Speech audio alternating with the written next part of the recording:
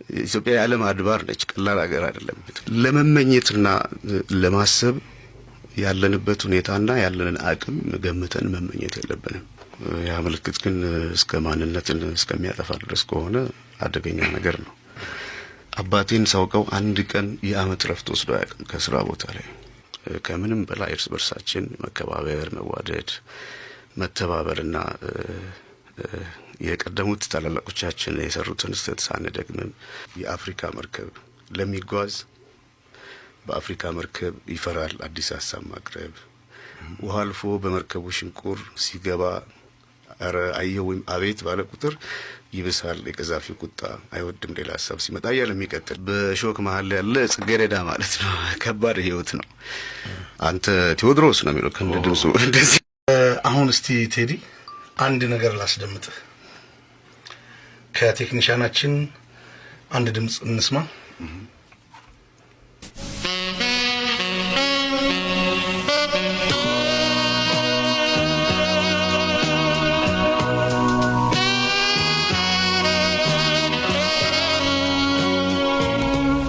ፀሐይ ግለቷን ድሬ ላይ አኖራለች።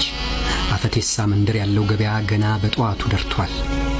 ሮስተር ያለውን ሸቀጣሸቀጥ ለመግዛት ለመሸጥ የሚሯሯጠው ጀላባ ከተባለው መገበያ ያለውን ቁሳቁስ ለማየት ለማሳየት የተደረደረው ሰው ሁላ አካባቢውን ወሮታል።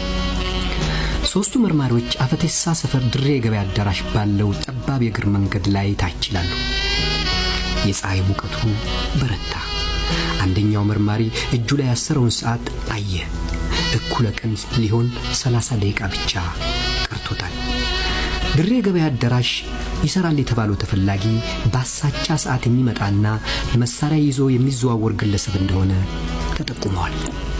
ለጥበቃ ሲዘዋወሩ የቆዩት ፖሊሶች የሰውየውን ንግድ ቤት ተዘግቶ በማርፈዱ ስራ የመግባቱ ሁኔታ አጠራጠራቸው። ወደ መኖሪያ ቤቱ ብንሄድስ? አንዱ ጠየቀ። ተስማሙ። ግራና ቀኝ እየተገላመጡ ዙሪያውን እየተቆጣጠሩ ወደ ፈለጉት ቤት ተጠጉ። ረዘም ያለው ፖሊስ ገርበብ ያለውን በር አንኳኩቶ ዞር ብሎ ቆመ። መዝጊያው በቀስታ ተከፈተና መካከለኛ ቁመት ያለው ቀጭን ሰው ክቡራትና ክቡራን እንግዲህ ቀደም ሲል አዳምጠናል። ቴዲም አዳምጣል። ይማ ድምጽ ነው። ያባቴ አቶ ካሳሁን ግርማ ድምጽ ነው። ቀደም ሲል ያዳመጣችሁት በ1988 ዓመተ ምህረት በፖሊስ ሬዲዮን ፕሮግራም ከምርመራ ማህደር በተሰኘ ዝግጅት የቴዲ አፍሮ አባት አቶ ካሳሁን ግርማሞ በፖሊስ ፕሮግራም በድሮ ኢትዮጵያ ሬዲዮ ያቀረቡት ነው። ሌላ ከጋዜጠኝነቱ በተጨማሪ አስተዋቂነትን ብቻ አይደለም እንጂ ሙዚቃም ይጽፍ ነበር። ኧረ ንካው ባንገት ግጥሙ ባይገጥ ምን ቸገረ ንካው ባ ታዲያ ግጥም እየጻፉ እንዴት ነው ቴዲ አትስፈን ማለት ነው? እንግዲህ በሱ መፍረድ አይቻልም። እንደ ለልጁ ጥሩ ነገር ከማሰብና የሙዚቃ ህይወትም ያለውን ክብደት ከመረዳት ይመስለኛል። ሙዚቃ በጣም ደስ የሚል ኪነ ጥበብ ደስ የሚል ነገር ቢሆን በጣም ብዙ አስቸጋሪ ጉዞም አለ ውስጡና ከዛ ስሜት ይመስለኛልና ብዙም አልቃወመውም። እኛም አንቃወምም ለነገሩ። እንግዲህ ለምሳሌ ጋዜጠኛ በጋዜጠኛ ዳሪዮስ ሞዲ ዘመን የነበሩ ሰዎች እንደ ዳሪዮስ ሞዲ፣ በተወዳጁ ተዋናይ ወጋየሁ ንጋቱ ዘመን የነበሩ እንደ ወጋየሁ፣ እንዲሁም ደግሞ በጥላሁን ዘመን እንደሚወዱት ታዋቂ ዘፋኝ አክት የማድረግ የመስፈን ነገር አለ። በአንተም ጊዜ እንደዚሁ ተመሳሳይ ቅላጼ ያላቸው ልጆች ይመጣሉ። ያው ስለሚወዱ ስለሚያደንቁ ነው። ነገር ግን በአንዳንድ ማህበራዊ ድህረ ገጾች ላይ ደግሞ ቁጭ ያንተን ድምጽ አስመስለው የተለያዩ ዜማዎች ይለቀቃሉ። ለምሳሌ መንፈሳዊ መዝሙር፣ አንድ ደግሞ የመልካሙ ተበጀን የልቤን አዳራሽ የሚለው ያውም እንደውም ቴዲን የዘፈነው ለባለቤቱ ነው ተብሎ ሁሉ ነበር። አንድ ደግሞ አዲስ ዓለም የሚል በደንብ ስለ ፍቅር እስከ መቃብር ነው መሰለኝ እና ያው የኪነ ጥበብ ምልክት ይኖራል። ከዚህ አኳያ መቼም ቴዲ ትውልድ አይደል መንቀርጸው መተካት አለበት እንዳልከው ቅድም ምን ትላለህ? ምልክት አድርጎ መነሳት ክፋት የለውም። ያ ምልክት ግን እስከ ማንነትን እስከሚያጠፋ ድረስ ከሆነ አደገኛ ነገር ነው። በእንደዚህ አይነት ነገሮች እንዳሉ ደግሞ ሰማለሁኝ። ባይሆን ጥሩ ነበር፣ ለወደፊቱ ባይሆንም ጥሩ ነው። ከዛ በተረፈ ከፍቅርም ነው ደግሞ አንዳንዱ የሚነሳውና በብዛትም ሁላችንም የተጽዕኖ ውጤቶች ነን። ሁላችንም ያ ተጽዕኖ ያሳደረብን ሰው የምንወራረሰው ነገር ሊኖር ይችላል። ሁላችንም የብዙ ዘፋኝ ተጽዕኖም አለብን። ግን ራስን ሆኖ ለመውጣት ግን ከዛ ተጽዕኖ ለመላቀቅ ጥሩ የሙያው ሰው ለመሆን መጨከን ያስፈልጋል። የምትወደውም ነገር ቢሆንና እንደዛ ብዬ ነው የምናገረው። በጣም ቆንጆ። እንግዲህ በነገራችን ላይ ካላቋረጥኩ የአባቴን ጉዳይ በጣም አሳጠርክብኝ። አንድ ጊዜ እሱን ተመልሼ ማለት እፈልጋለሁ። አድማጮቻችንም ትንሽ እናጫውታቸው። አባቴ አቶ ካሳሁን ገርማሞ ምን አይነት ጸባይ ነበረው? በጣም ጥብቅ ሰው ነበረ። በባህሪውም በጣም ቁጥብም ነበረ። ጨዋታም በጣም ያውቃል። ከጓደኞቹ ጋር ሆኖ በልጅነቴ አብረን ስንሄድ በመንገድ ላይ ጓደኞቹ ሁሉ ያቆኛል። ይዞኝ ነው የሚዞረው። ዘቻምፕ ነበር የሚሉት። ዘቻምፕ የሚለውን ፊልም አይተዋል ይመስለኛል። ዘቻምፕ ነበር የሚሉትና መንገድ ላይ ሁሉ ስንሄድ ለምሳሌ ኮቱን ይዤ እንደዚህ አንጠልጥዬ ሲሄድ አንድ ቀን በነገራችን ላይ ቴዲ ብሎ ጠርቶኝ አያውቅም። አንተ ቴዎድሮስ ነው የሚለው ከእንደ ድምፁ እንደዚህ ነውና አንድ ቀን ቴዲ ብሎኝ ደንግጫለሁ። በህይወት የማረሳት ቀን ነች እሷ። እና በመንገድ ላይ የሄድን ቅዳሜና እሑድ በጣም ተጫዋችና አሪፍ ይሆናል። ከሰኞ እስከ ዓርብ ባለው የትምህርት ጊዜ ደግሞ ከትምህርት ቤት የምትመጣ እስኪመስል ድረስ የአስተማሪና ኮስተር አይነት ነገር አለው። እና ቅዳሜና እሑድ በቃ ሌላ አይነት ሰው ነው። እና አብረን ስቴዲየም እንገባለን። ሙሉ ጊዜ ይሰጠኝ ነበር። ጸጉር ቤት እንሄድና ማኪያቶ እንጠጣለን። ከዛ ደግሞ ቲያትር ቤት እንገባለን። እና መንገድ ላይ ስንሄድ ሁሉ ጊዜ ማረሰው ኮቱን እንደዚህ ይዤ ሲሄድ ቴድሮስ እኔ እኮ ጓደኞቼ ቴድሮስ ትልቅ ሆነ አደገ ሲሉኝ ትልቅ ሰው ሆኗል ነው የምላቸው። እንዴት እንደ ሕፃን ልጅ አባትህን ኮት ይዘህ ትሄዳለህ? ምን ይለዋል ቢያየው ይለኝና ኮቱን ያውልቅና ብዙ ጊዜ አንድ አይነት ልብስ እንለብሳለን። ከረባት ኮት አድርጎ እንደዚህ ያወጣና አውልቀው ይለኛል። አወጣለሁኝ። እንደዚህ አንጠለጥሏል ትከሻው ላይ። ከዛ ኪሱን ይከትና ልክ እንደዚህ አድርግ ይለኛል። እንደዛ አሁን ራስህን ችለህ ሂድ። እንደዛ ሆነን ስቴዲየም ውስጥ እንገባ እዛ ያለው ሰው ሁሉ በሳቅ ነው የሚለው እና የተለየ ነበረ። እንደው ትንሽ ዘላ እናርጋቸው። እሱንም ካስታወስ ነው አይቀር አጣደፍከኝ ለዚህ ብዬ ነው። እኔ በነገራችን ላይ ለሱም ሳይሆን ብዙም እንዳረብሽ ብዬ ነበር ያልኩት። እኔ ሙዚቃውን እንግዲህ ብዙ ስላላወቅኩ እንደው ልጠይቅ ብዙም የማያውቅ ይኖራል ብዬ ሙዚቃ ግጥም ዜማ ይደርሱ ነበር ማለት ነው? ይደርስ ለሄዱት በቀለ ብዙ ዘፈኖች ይሰጧታል። ብዙ ቁጥር ያላቸው? አዎ። በዚህ ብዬ ለማወቅ ብዙም እሱም መንገድ አይሰጠኝም ስለነበር አንዳንድ ሰዎች አሰማርቻለሁ ሲለይቶ ለማወቅ በእንትን ደረጃ ነው ማወቃቸው። እናቴ አንዳንዴ ትዘፍንልኛለች የሷ የሰጣትን ዘፈኖች እና ሂሩት በቀለ ደግሞ በጣም የቅርብ እንትንም ነበራቸው። በነገራችን ላይ አምባሰል ሙዚቃ ቤት፣ ፍቃዱ ዋሪ፣ ኢትዮ ሙዚቃ ቤት፣ አስራት ዋሪ፣ እንደ ተሾመ ኤሌክትራ ከስራው ሰዓት ውጪ ባለው ከነሱ ጋር ሰፊውን ጊዜ ብዙ ስራ ሰርቷል። ከዛ ጀርባ ሆኖ እነሱም እንደ ጎበዝ ባለሙያነታቸው እንዲህ አይነት አማካሪዎችን ያሰባስባሉ። ለምሳሌ ከሁሉም አልበም ጀርባ ያሉ ሰዎች አሉ በጊዜው እነ ተስፋዬ ለማ እንግዲህ የታወቀ ትልቅ ሰው ነው። ከዛ ውጪ እነ ታምራት አሰፋ የሚባል ጋዜጠኛም ነበር። አባቴ ደግሞ እንደዚሁ አለ። አሁን ለምሳሌ ታደለ በቀለና ሂሩት በቀለን፣ ኤፍሬም ታምሩንና ኩኩ ሰብስቤ እንዲህ አይነት አይዲያዎች እንትን እያሉ የፕሮዲዩሰርም ስራ ነው የሚሰሩት እና ከትምህርት ቤት አብረው ያመጡኛል ከፍቃዱ ጋር። ፍቃዱ እኔ እንደ አባቴም ነበር በጊዜው እና ቤት ገብተው እንዲህ ይቆርጣሉ፣ ይቀጥላሉ። እኛ ቤት ከአንድ ወር በፊት ነው የአንድ ዘፈን ሳይወጣ የሚመጣው እና ቀድሜ ያገኘ ነበር።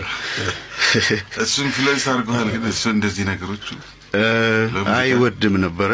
ግን የእግዚአብሔር ነገር ከሆነ ምንም ማድረግ አይቻልም። በእማዝነው ነገር መቼም በእግዚአብሔርም ስራ ባይገባ ያለውን በሙከራዬ ደግሞ ያንን አይቶ ቢሄድ ደስ ይለኝ ነበር። ከዛ ውጪ አባቴን ሳውቀው አንድ ቀን የአመት ረፍት ወስዶ አያውቅም ከስራ ቦታ ላይ እና ሁልጊዜ ጠዋት እንደተነሳ አርፍዶ እንኳን ተኝቶ አንድ ቀን ቢሞትል ነበርና ብዙ ደግሞ በሐዘንም መቆየት ተገቢ አይደለም። ይሄንንም ማስተሰብ እሱ ነው ያመጣው ማለት ያው በዚህ ኑር ብሎ ከላይ ካዘዘ ልጁ ምን ያድርግ ቀራሩን ያዘ። እንደገና በሞት ላይ ፎክሬበት በዳንኪራ ትነሳለህ ከኔ ጋር የሚለውን ግጥም ይዘን በዛ መጽናናት ነው። እንግዲህ ከበርካታ ጥያቄዎቻችን ጋር ነው እስከ 10 ሰዓት ድረስ ቆይታ እናደርጋለን። ቴዲ ይመልሳል። መቼም ያው በስራ ጉዳይ ባህር ማዶ መሄድ ያለ ነው። ቀደም ደግሞ እና አቶ ፍቃዱ ዋሪን ስታነሳ የተለያዩ ፕሮዲዩሰሮች አዲስ ገሰሰ ለምሳሌ አንተ ማናጀር ነበር። ለኔም ስትነግረኝ ያው ክሬዲት ሰጥተህ ነው። ትልልቅ ሰዎችን አግኝተሃል ወይ? በነገራችን ላይ አዲስ ገሰሰ በዓለም ደረጃ ባሉ ትልልቅ ባለሙያዎች ጋር ብዙ እውቀት እና ቅርበት የነበረው ሰው ነው። የቦማሊ ቤተሰብንም በትልቅ ደረጃ እነሱ ኢትዮጵያውያን ስለሆኑ ራሱ በዛ ቦታ ላይ የተለየ ክብር ነው የነበራቸው። እንዳልኩ ደረጀ መኮንን ዳሎልን ማኔጅ ያደርግ ነበር። ዚጊ ማርሊ ራሱ ነው መጥቶ አብሯቸው እንዲጫወት የፈለገ የነበረው። ዋይልደር ማለት ቺካጎ ውስጥ የነበራቸው የሬጌ ክለብ በጣም አሜሪካን ሀገር ውስጥ ቺካጎ ውስጥ አይደለም ለአሜሪካን ሀገር ትልቁ የሬጌ ክለብ ነው። ከሳምንት ሬጌ ባንድ ላይ ይጫወታል። የሚገርም ሳውንድ ነው የምትሰማው። እዛ ዘፍኖ የሄደ አንድ ጀሜካዊ አገሩ ሲገባ ብዙ ሰው ሰብስበው ነበር የሚያወራው እዛ በመጫወቱ። እንዴት የሚያኮራ ስራ ነው የሰሩት። አዲስ ገሰሰ የቦማሊን ላንድ ሮቨር መኪና እየነዳ እሱን ሙዚየም ሁሉ የገነባ እሱ ነው በነገራችን ላይና ከሱ ጋር በመሰራ ጊዜ ከትልልቅ የተለያዩ ሰዎች ጋር ተገናኝቻለሁ። ለምሳሌ ክሪስ ብላክዌል የቦማሊ ፕሮዲዩሰር ነው። የተለያዩ የኔን ራሱ አሁን ምንድነው የሚባለው የታክስ ወረቀቴ ምናምን የሚሰራው የቦማሊን ይሰራ የነበረ የ90 ምናምን ዓመት ሽማግሌ ነው። እንዲህ አይነት በጣም ሰፊ እንትን አለውና አበጊዳ ባንድንም ፎርም እንዳደረግ ትልቅ ነገር አድርጎልኛል በጊዜው። ከዛ ውጪ የሚገርም ነገር ሁሉ ጊዜ ይሄ ለብዙ ጥሩ ምሳሌ ሊሆን ይችላል። በተለይ ደግሞ ወጣት ለሆኑና ለጥኖች ለነገሩ ራእይ እስከመቼም ድረስ አያረጅም፣ አይዘገይም፣ አይቆይብህም። ለመመኘትና ለማሰብ ያለንበት ሁኔታና ያለንን አቅም ገምተን መመኘት የለብንም። ይሄንን ያልኩት ለምንድነው? በልጅነቴ በአባቴ ጥቁርና ነጭ ቴሌቪዥን ዘለቀ ገሰሰ መጥቶ ይጠየቃል። ጌታቸው ማጎዳይ ነው ስለዚህ የሚጠየቀው በመተያ ፕሮግራም ነው እና የዋይልደርን ሳውንድ እና ሙዚቃ በቪዲዮ አቅርቦ ሳይ ሬጌ በጣም ወድ ነበርና እኔ ወደፊት አሜሪካን ሀገር ከሄድኩኝ እዚህ ክለብና እነዚህ ሰዎች ጋር መጫወት ፈልገው ብዬ ተመኘው። ይሄ በሆነ በ10 ከስንት ዓመት በኋላ እኔ አቦጊዳን አውጥቼ አዲስ ገሰሰ እኔ የዘለቀ ገሰሰ ወንድም መሆኑንም አላውቅም። የጂጂ ፕሮዲዩሰር ማነው እንደነበር ብቻ ነው ማውቀውና ይዞኝ ሄደ። ኒውዮርክ ከተማ ገባን። ከዛ በሳምንቱ ቺካጎ ነው የምንሄደው አለኝ። እኔ ከና በጋዝ ጋር መስራት ነበር በጣም የምመኘው በዛ ሰዓት። አይ ላንተ ከእድሜህም ጋር የራስ ብቻ የሆኑ ግሩፖች ምናምን ይሄ ትልቅ ክሬዲት ሰጥቷለሁ በዚህ በነገራችን ላይ ብሎ ይዞኝ ሄደ። ቺካጎ ሲሄድ ያገኘኋቸው ልጆች እንደአጋጣሚ እዚህ ማቃቸው ናቸው። አቦጊዳ ባንድ ብለን በኋላ ስም ወጣ።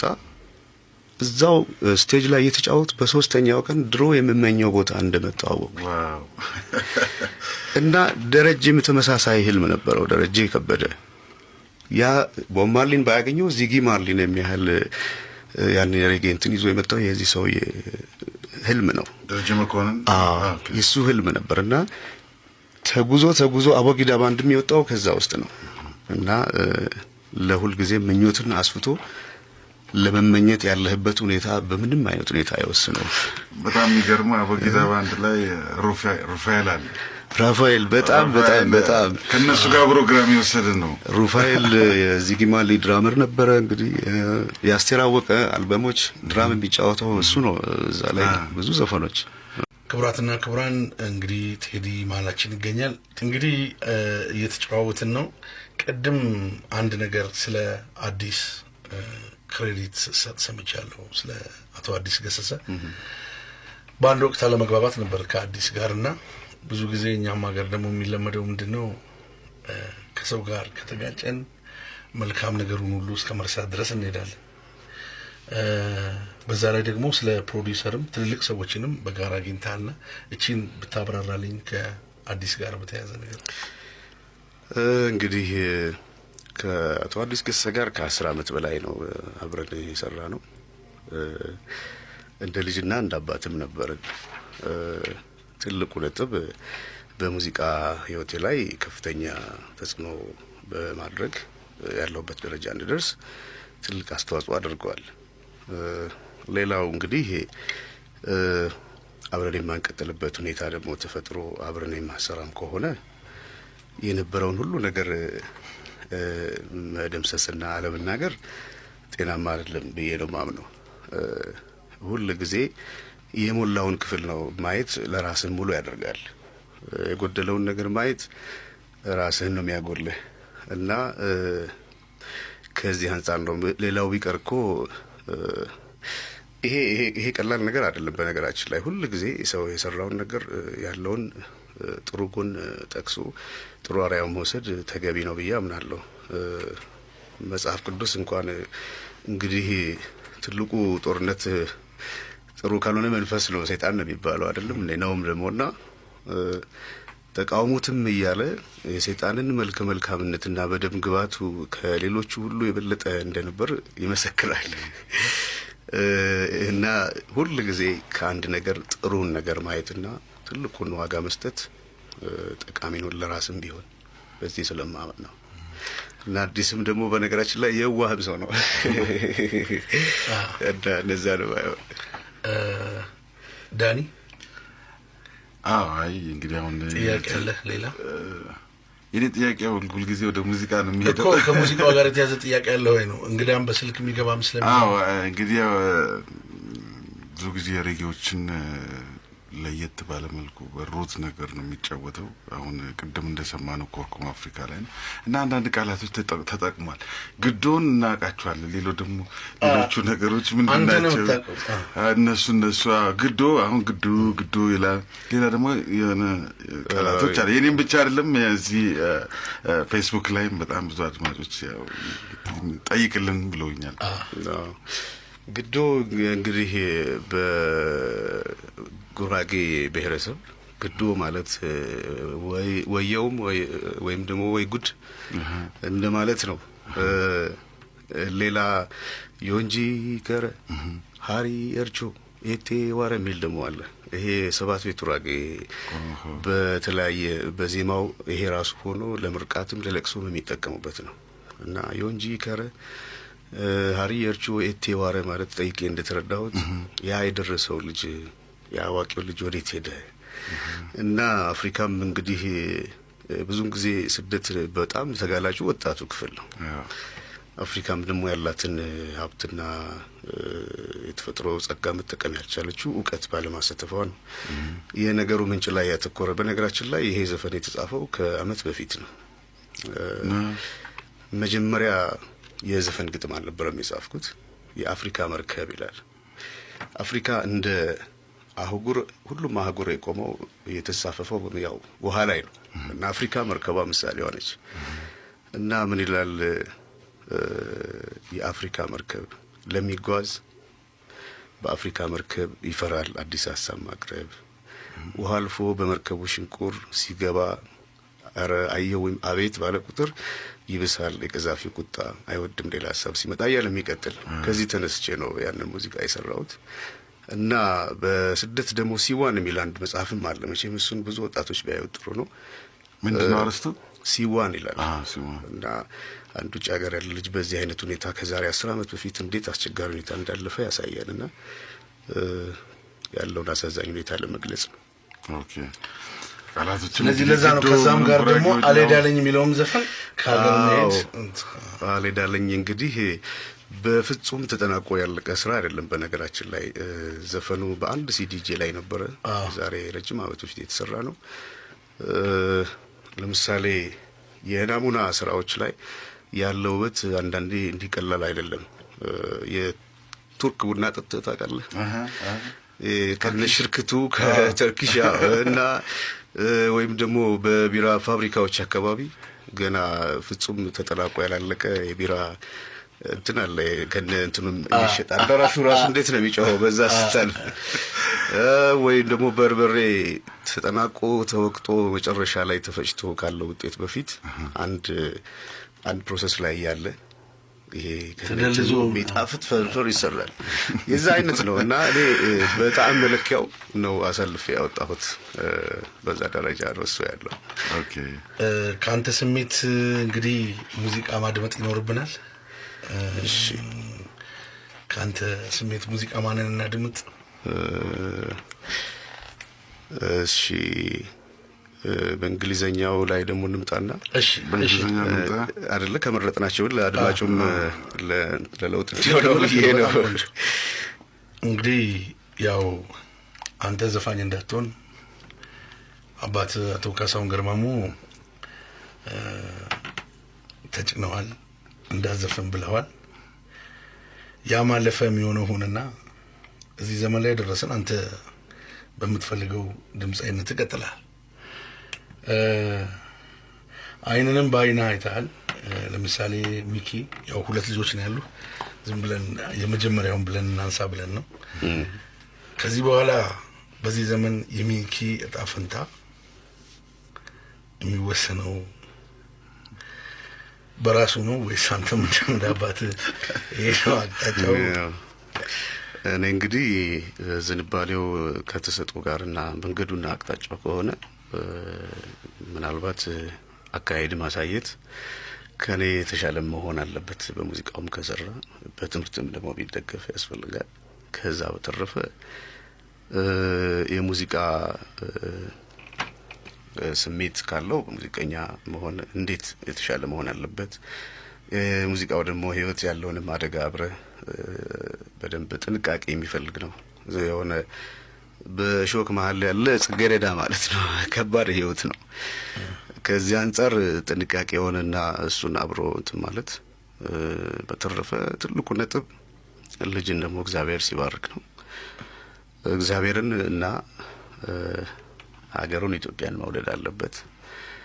እግዚአብሔር አባቱ ነው፣ ኢትዮጵያ ደግሞ እናቱ ናት። ሁለቱንም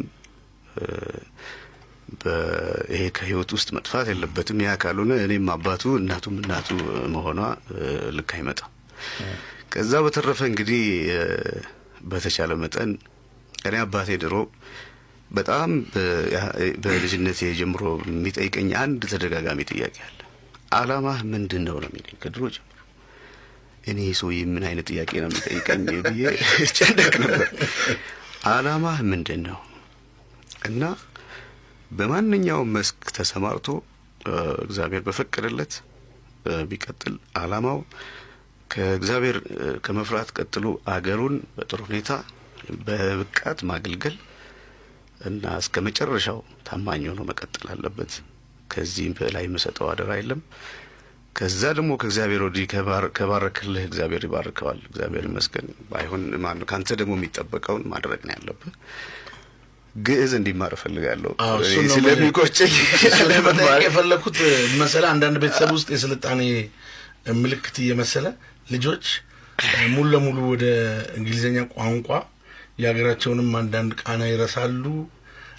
ለምሳሌ አሁን ሚኪ የት ነው የተወለደው? አዲስ አበባ ነው የተወለደው።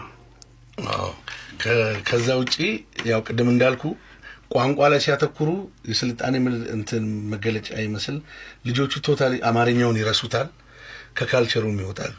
ለዚህ ምን አይነት ጥንቃቄ ታደርጋለህ እንደ አባት?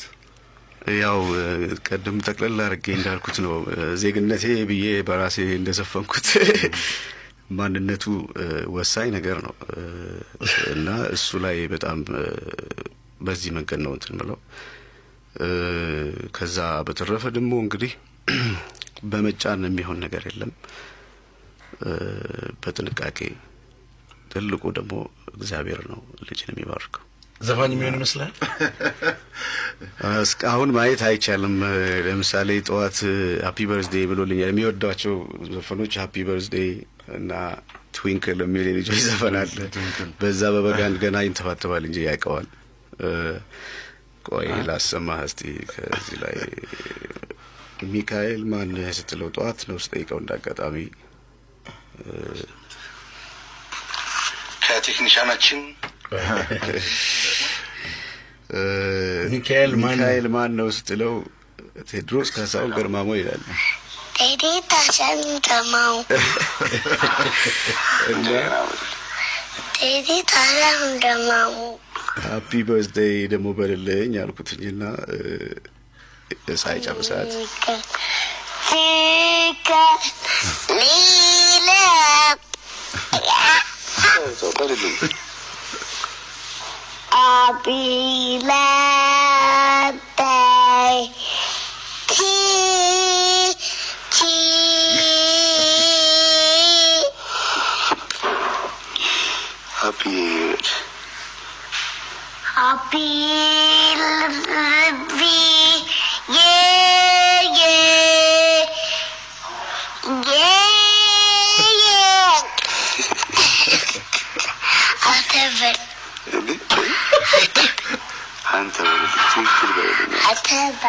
ራስህ በላለ እንግዲህ አንተ በል ካለ እሱ አይሆንም ይመስለኛል። ስለዚህ ራስህ ዝፈን ያለ ነው የሚመስለው። እዚያው እንደ ፍጥምጥም ራስህ ዝፈን ነው የሚመስለው። ያው እንግዲህ እኛ በፕሮግራማችን ያው ሰዓትም አልቋል። እኛ በፕሮግራማችን አንድ ዓላማ አለን። ጥሩ መልእክት ለአድማጭ ማስተካከል፣ አድማጭም ደግሞ እንዲያስተካክለን እድል እንሰጣለን። እንደ አይሬ ፕሮግራም አንተም ያውም በሙዚቃው በዚህ ጄኔሬሽን ለብዙዎች ምልክት ስለምትሆን ለትውልድ ማስተላለፍ ያለብንን ነገር ጥለን ማለፍ አለብን።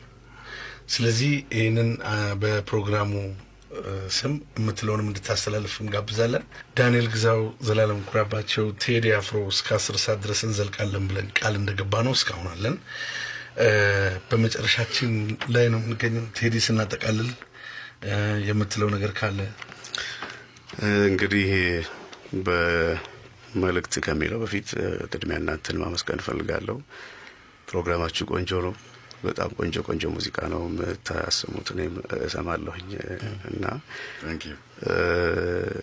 እነዚህ ደግሞ እንግዳ እያመጣችሁ ስትካፈሉም የበለጠ ትናለው እና ለእናንተም ያለኝን ጥሩ ስሜት መግለጽ እፈልጋለሁ።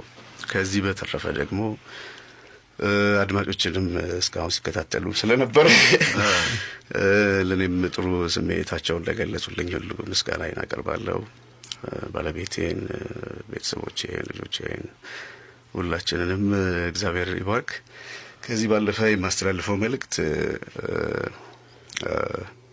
ከሁሉ በላይ እኛ ኢትዮጵያውያን እንደ አንድ ሀገር ሕዝብና እንደ አንድ ሀገር ዜግነታችን ከምንም በላይ እርስ በርሳችን መከባበር፣ መዋደድ፣ መተባበርና የቀደሙት ታላላቆቻችን የሰሩትን ስህተት ሳንደግምም በጥሩ መንገድ ለመራመድ ከምንም በላይ ቅንነትን እና እግዚአብሔርም ደግሞ ያው ኢትዮጵያ እንዲህ ቀላል ሀገር አይደለችም። ኢትዮጵያዊነት በጣም ጥብቅና ጥልቅ ሚስጥር ያለው ነገር ነው።